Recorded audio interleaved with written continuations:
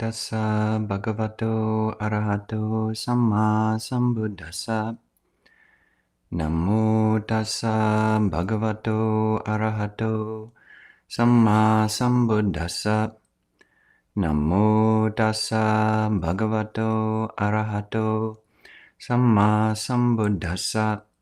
Buddhaṃ dhammāṃ saṅghāṃ namasāmi.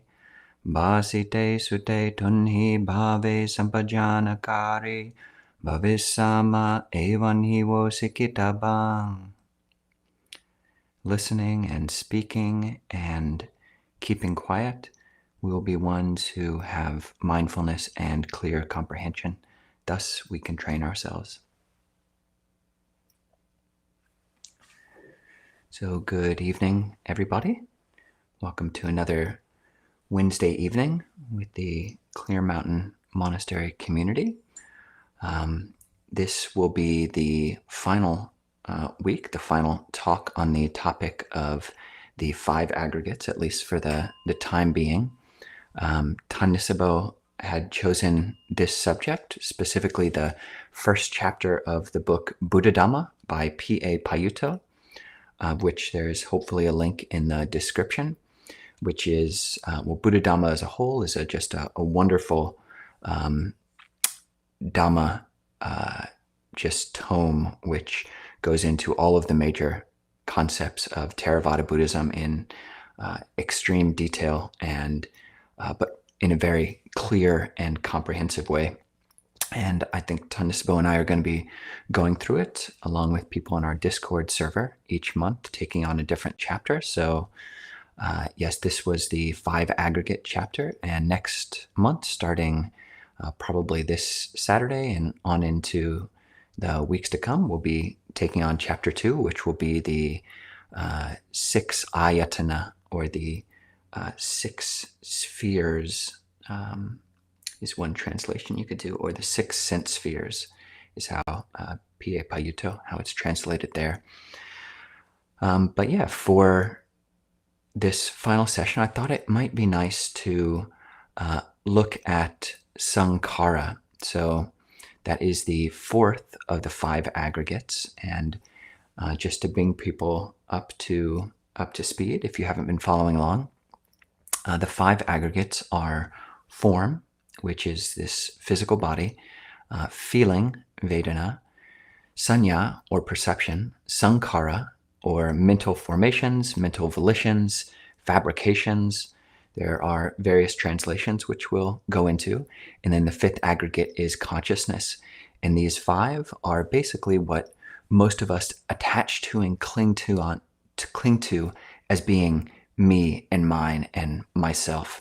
So the Buddha gave this framework of being able to parse out and look at our felt experience, internal and external, and be able to look at them in more of an object way, as things which are not necessarily us, in which we can get some distance from. And the usefulness of that is that when we can see these different aggregates, these khandhā is the Pali, when we can see them as impermanent and as not self, and as really unsatisfactory in the ultimate sense, they won't bring complete satisfaction.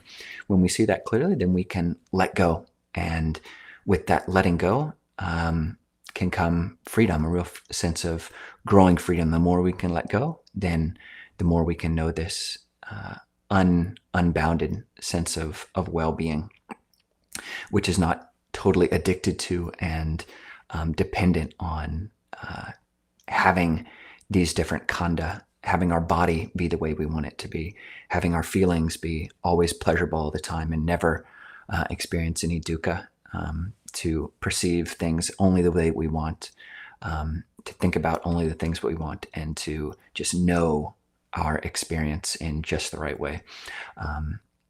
It's better, the Buddha suggested, to be able to both work skillfully with these 5 aggregates, but also to not be attached to them as we're working with them.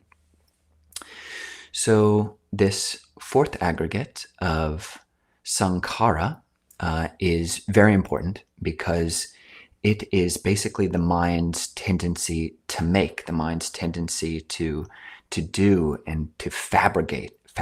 This is, I believe, Thanissaro Bhikkhu's chosen translation, to fabricate our existence, to fabricate our mental life. Bhikkhu Bodhi chooses the word mental formations, I believe. Perhaps mental volitions is another translation.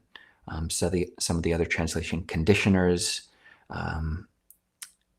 confections, a very pastry-like translation there, compounds, compositions. And what these later translations are getting to are the etymology of the term. Sang means to come together, very much like the English prefix co, which you find in, or com in compound, composition. And then kara is related to the root meaning to do or to make. So this is a co-doing, a co-making, these sankharas, and they are the active aspects of the mind.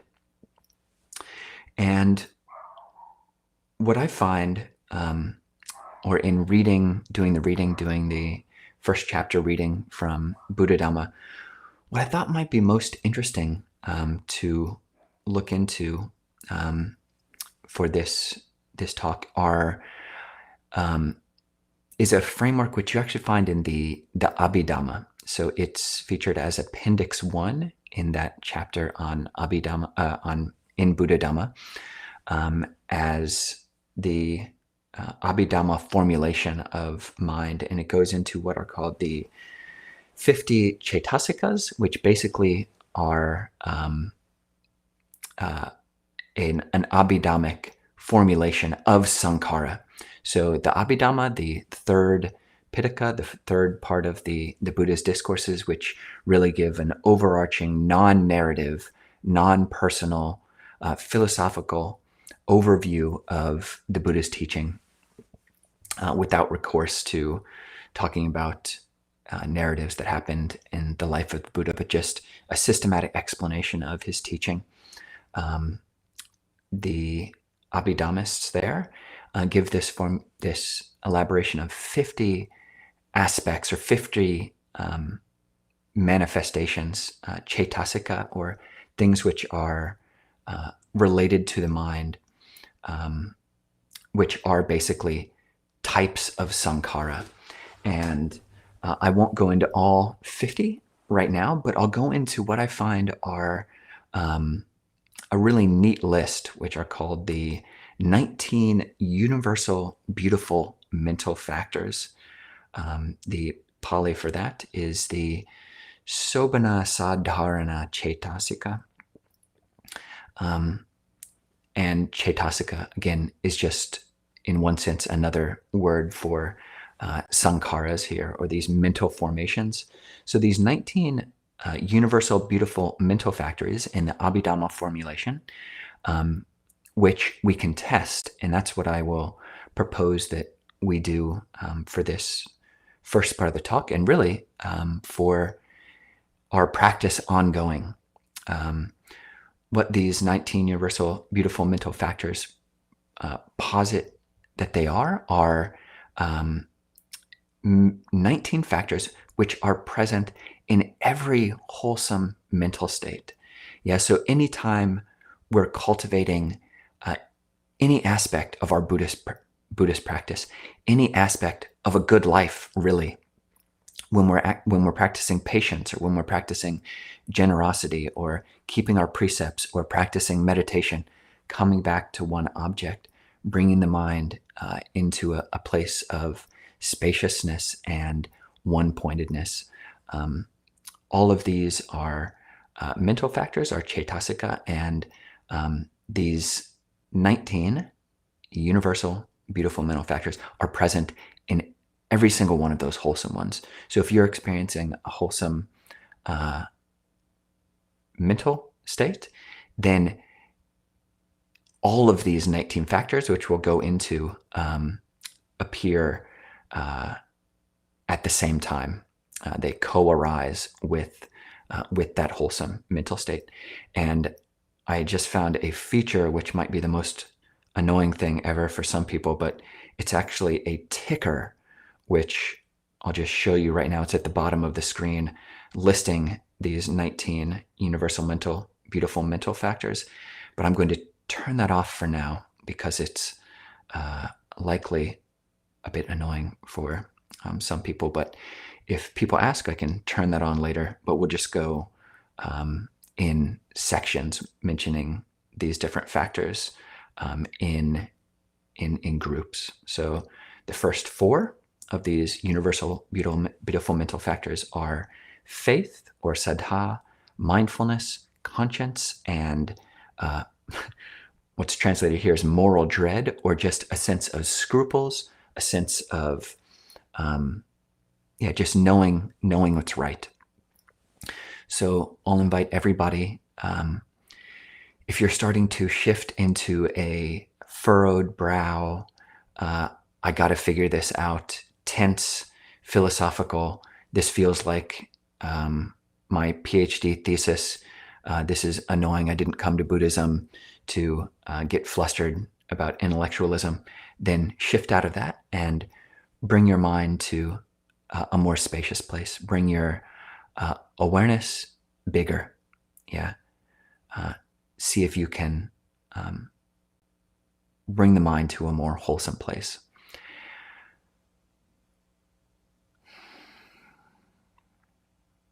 To do that, you might want to just take a few breaths,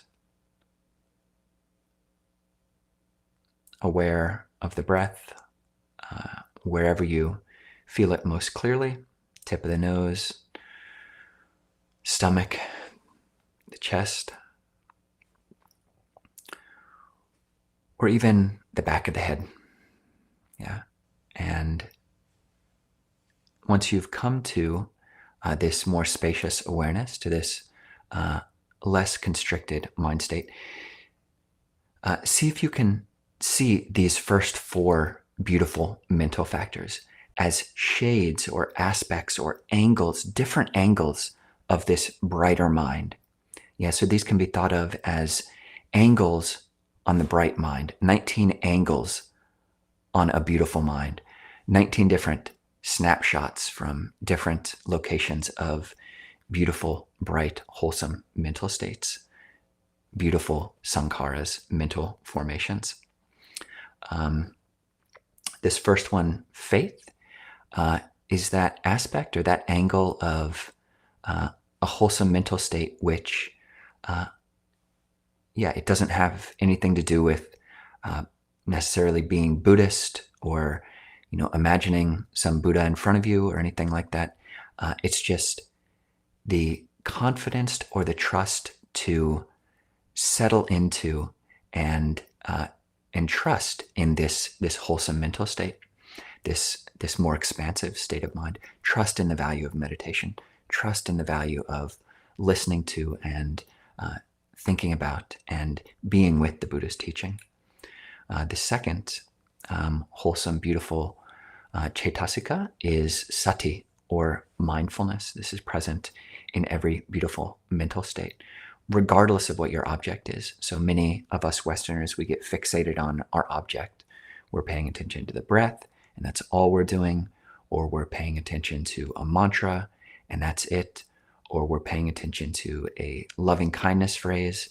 And what this perspective on the 19 beautiful mental factors is pointing to is that the object is secondary, and what is important, on one level, the object is important, but on a more fundamental, a more foundational level, what's most important and most beautiful and brightening is just that quality of awareness, of mindfulness. So that's present in every wholesome mental state. The next 2 are a pair which you hear elsewhere called the guardians of the world, the protectors of the world, the lokapala. This is hiri, or conscience, and ottappa, or what these can be translated as respect for self and respect for others. It's a clear sense of knowing what's right and wrong. And these are beautiful aspects. It's like the different angles of a supermodel. So this is, you can conceive of bright mental states as a supermodel. Each of these 19 cetasika are different angles that are, every angle is beautiful on a bright mental state. The next two, and remember, as we're going through these, it's less a matter of memorizing them, though that can be helpful, because each of them can serve almost as a Dhamma door. Yeah, so say you're feeling, for whatever reason, an upwell of faith. Yeah, for people who are raised Buddhist, or for whatever causes, you might see a Buddha statue and just feel this upwhelming of good energy. And that can be the door. And then look at other sides of that faith and say, is mindfulness there? Oh yeah, mindfulness is an aspect of this faith. And a sense of hiri and ottappa, a sense of respect for myself and for others. That's also one shade, one aspect, one angle of the beauty of faith. And similarly with these next three, so you've got non-greed, non-hatred, and equanimity. These are three other parts, three other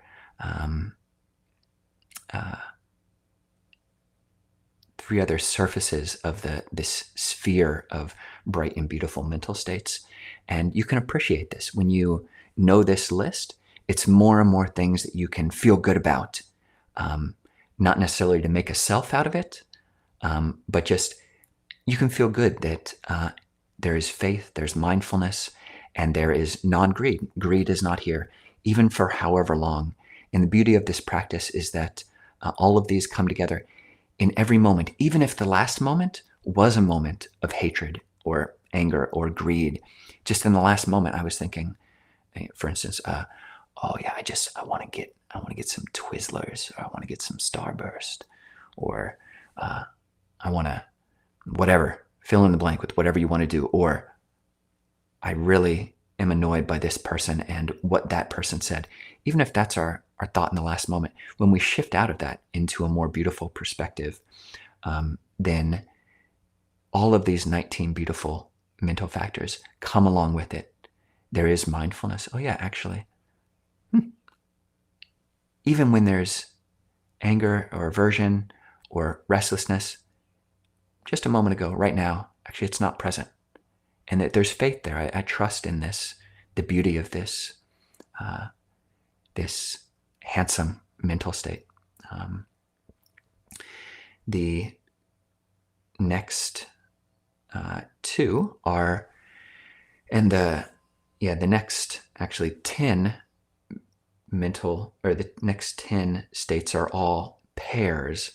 So we've got tranquility of the mental body and tranquility of mind. And as you can see, the Pali is kāya-passaddhi, which could be just translated as tranquility of body, and citta-passaddhi, or tranquility of mind. And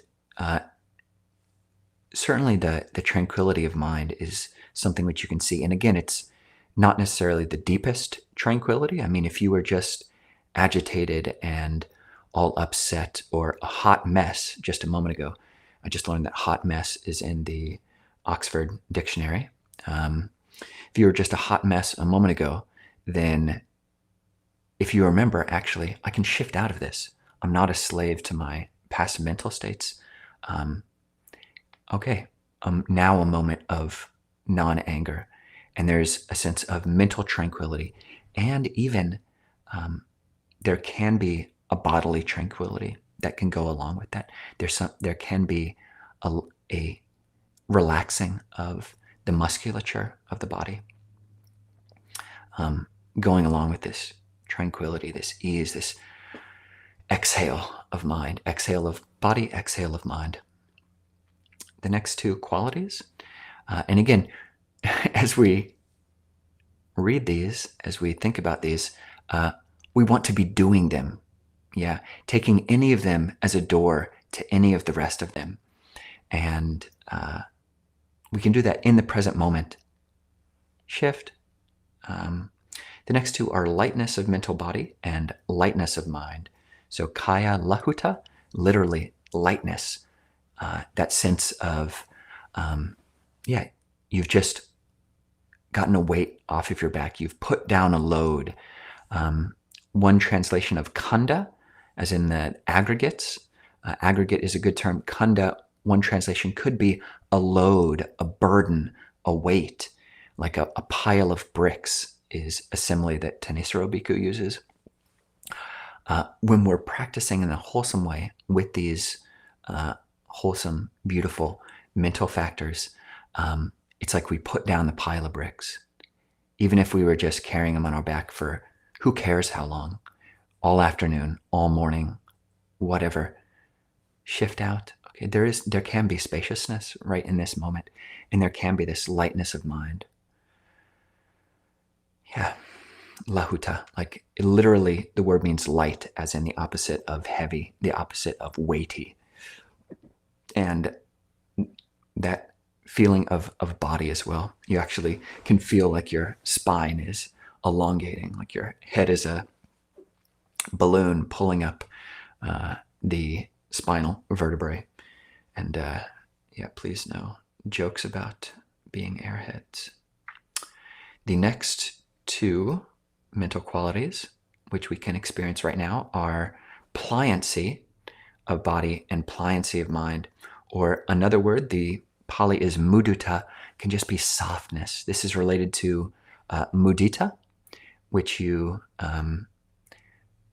many people know as the third boundless mental quality, Brahma Vihara, sympathetic joy or just joy. But here mudu just means soft, and it's the softening of the body. Whereas we were, when we're tense and just obsessed with whatever unbeautiful mental state, we can relax and physically let the body get soft, let the mind soften a bit. Okay. You can just like, it's like, certain substances which in the heat, they just naturally grow soft. Maybe all matter does that to some extent. But yeah, this is similarly when you shine the light of these bright mental qualities, the light of the sun onto our experience, the light of the mind, then yeah, our experience can soften. We can soften around our thoughts. The next two are adaptability, or adaptability of body and adaptability of mind. Kāya-kammaññatā. Kammaññatā literally means ready for work, or another translation is pliancy or workability. This is, the mind feels like it has angles. You have choice.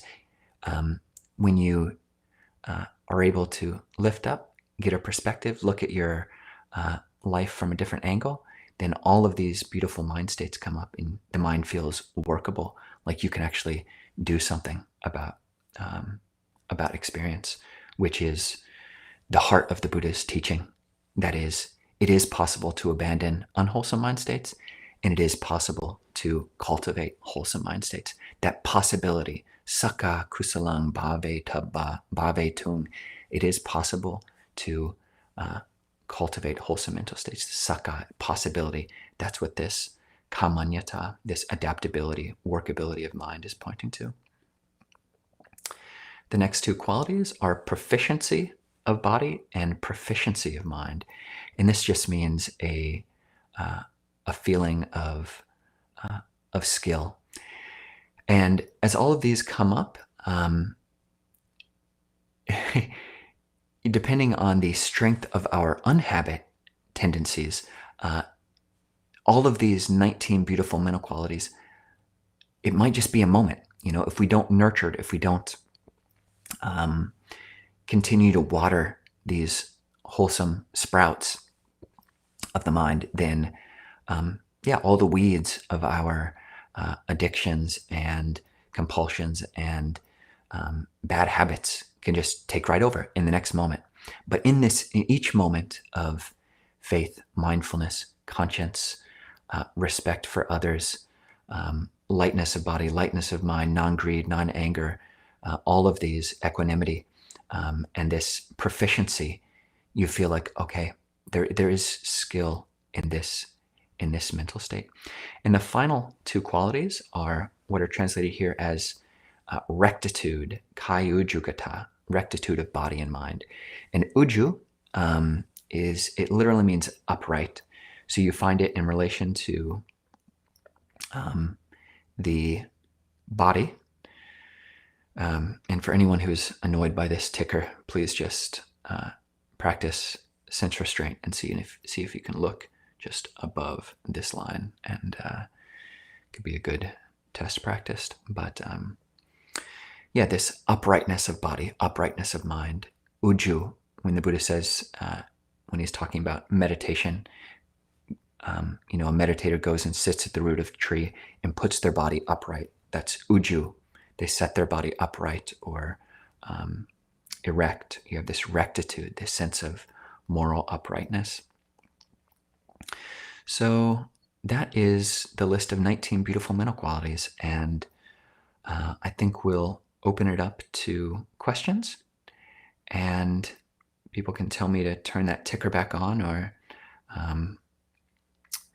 but yeah, for now, let's go to people's thoughts, and I'll be curious to hear both, of course, questions and reflections, because I think many Westerners, there are many, many books, as you all know, on mindfulness, and many, but perhaps less books on Buddhism, and in English, even fewer books on Abidharma, this philosophical aspect of Buddhism.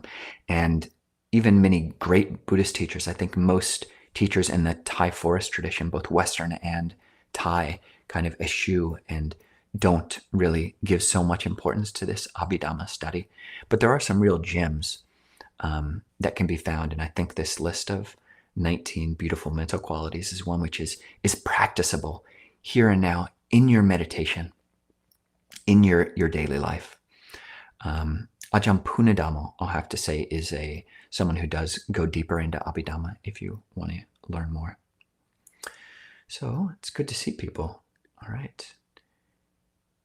So this is someone who says, I love the ticker. Okay, I'm going to turn it back on while I answer your question. Love the ticker. I'd totally tune into a 24/7 Buddhist TV channel with a beautiful ticker like that. It could be called the Clear Mountain Buddhist channel. Wow. Random ramblings. You might be the only one who feels that way, but hopefully not. Yeah. But I appreciate the sentiment.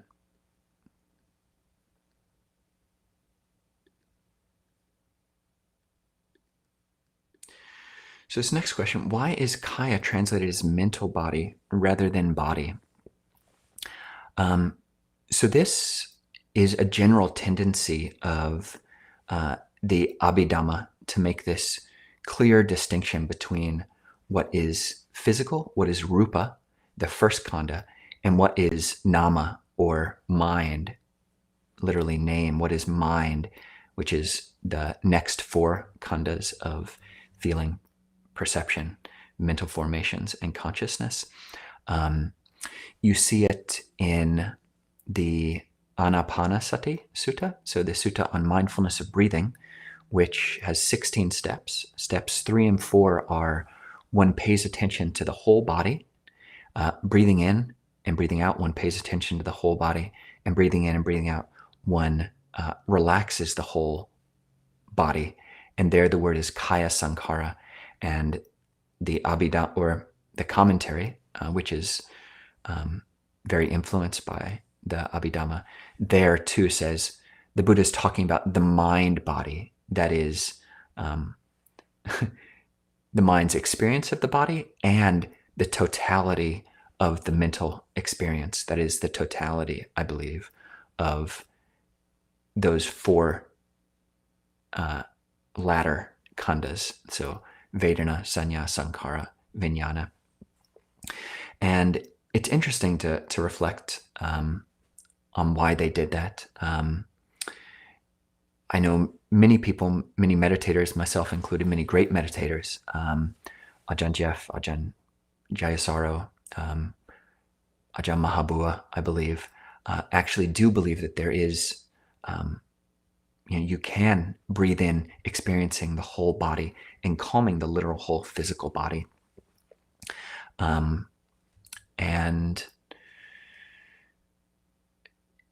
But within the Abhidhamma and Visuddhimagga interpretation of body and of concentration, Visuddhimagga version of concentration is very much more one-pointed, as in one point on the body. So they don't want to give attention to the whole of the physical body. And perhaps there's a similar kind of point being pushed here. I believe that the terms kāya and citta, mudutā, lahutā, kammaññatā, passaddhi, all of those latter pairs do come up in the canon and are not modified by this word citta, so mind, body. It just says bodily tranquility, bodily pliancy, bodily adaptability, bodily uprightness. So work with it and experiment with it and see if there is a bodily correlate to these mental aspects.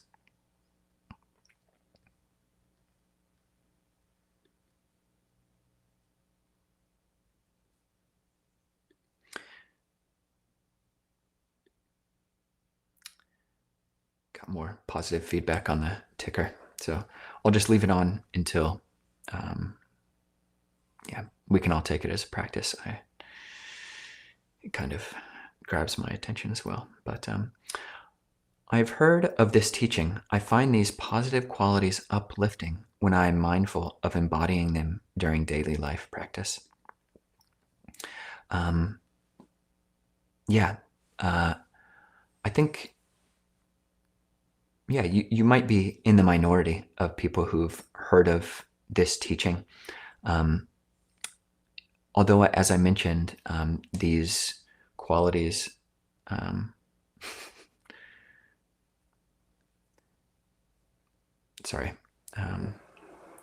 going to go one more round with the ticker. Apologies. This is just an experiment, but you can find the list in the show notes.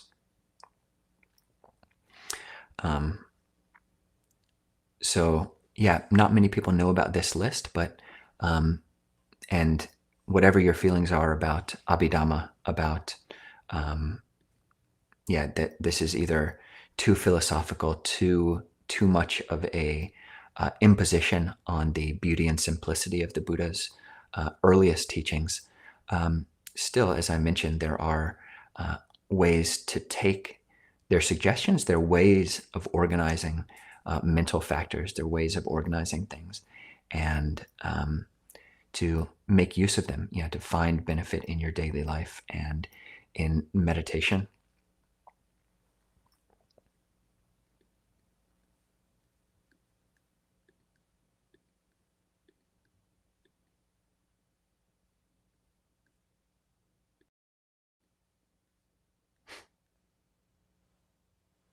Test.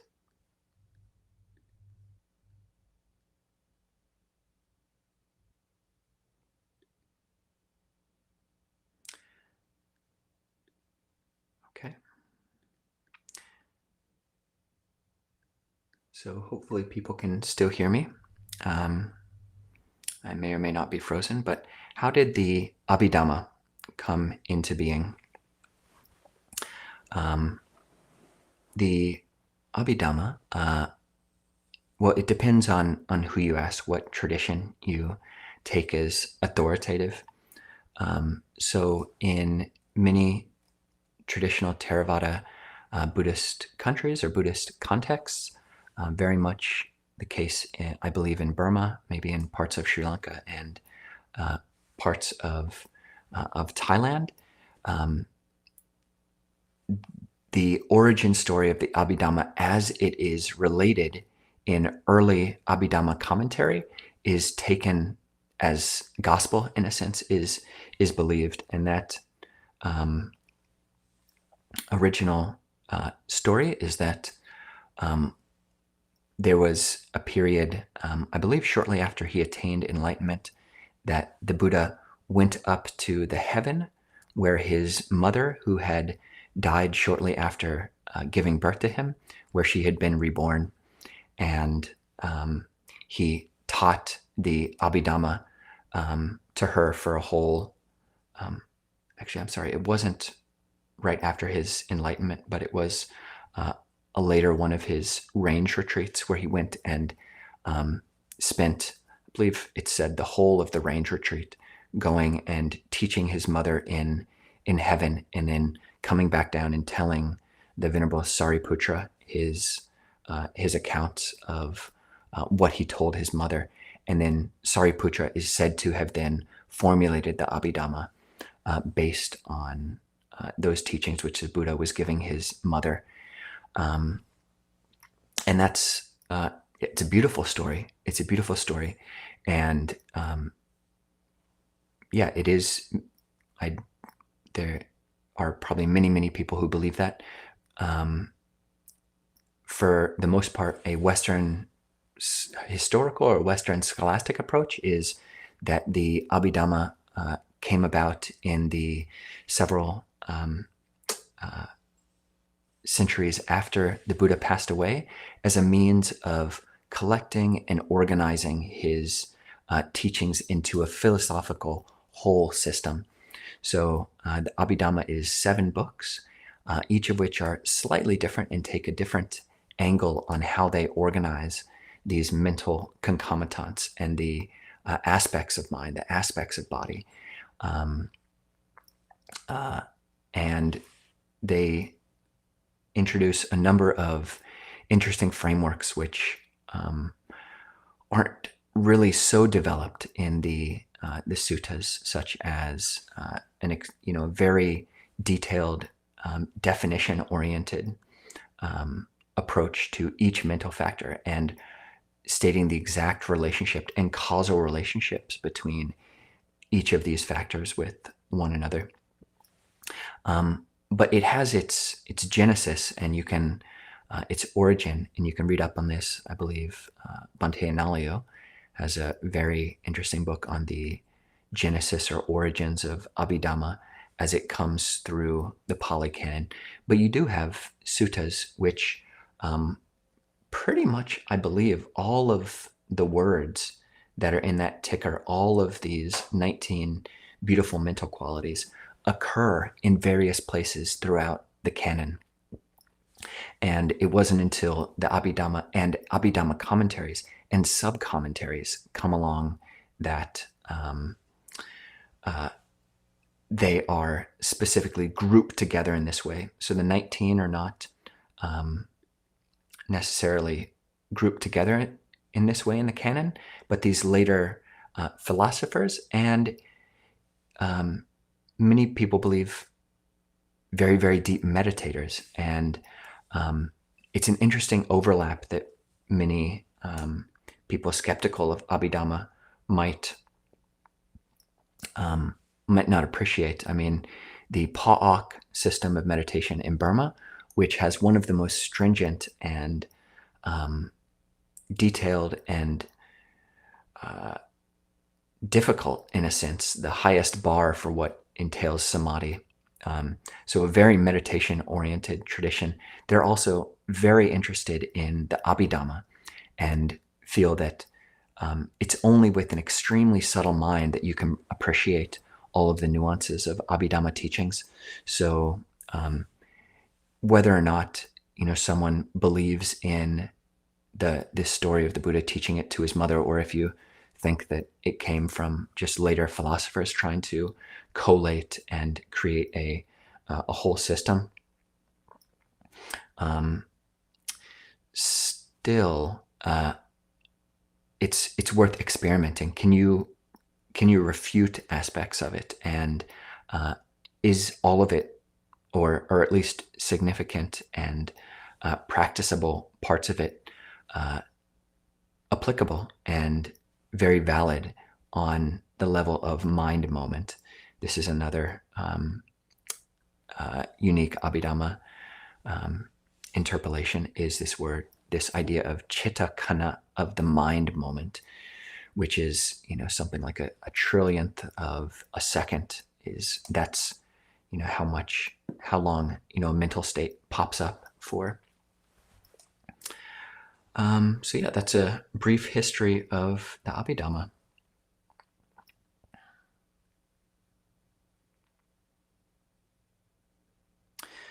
So yeah, I hope people found this this teaching on the 19 beautiful mental qualities to be refreshing. I hope people are able to find ways to bring it into your practice, to find ways to to loop in. And if you're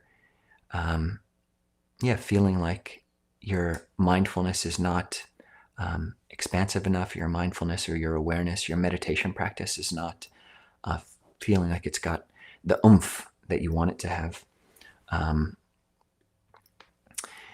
see if you can explore give these other angles, these other vantage points, these other vectors of mindfulness, give them some attention, and that might help to even out or to ballast your whole meditational experience, your whole daily life experience of wholesome mental states.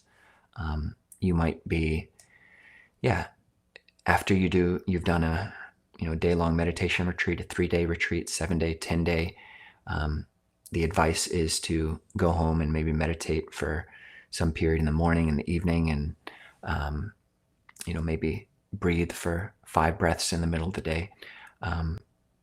But another angle on it could just be to, however long, with every breath that you're able to remember, see if you can tune into and pay attention to and become interested in these other aspects of a rich and mature mental life, a rich and mature practice of the path. So maybe do one more question, and then we'll head over to Zoom. Everybody, it's not too late to read that chapter on the aggregates. It's not too long. You could probably read it in an hour. I had it converted to be read by a computer, and it took an hour. But do what you will. And we'll be going over the 6 sense spheres next week and next month. Ajahn Kovilo, can it be said, or did you say, apart from a shift in attitude, that the list of 19 also means each of the 19 themselves contain the other 18? I may have said something like that. Abhidhammists would not say, like, they consider each of these, they're called cetasikā and are considered independent cetasika. So I think a strict Abhidhammist wouldn't say that non-greed contained mindfulness, or that faith contained pliancy of body, but that they all do co-arise, so they all do manifest at the same time. So like an umbrella, you can think of an umbrella. You've got these 19 different sections of the umbrella, and they're all providing the support. They're all there and in existence to provide this this cool shade in the sun, or this protection in the rain. So hopefully that's a bit clarifying. And if not, we can continue the conversation over at Zoom, or over in the Zoom room. I'll put the link in the show notes, and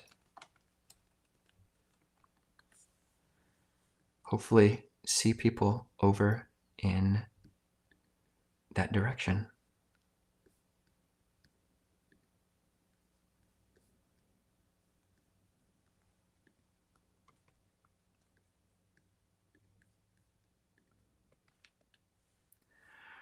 All right.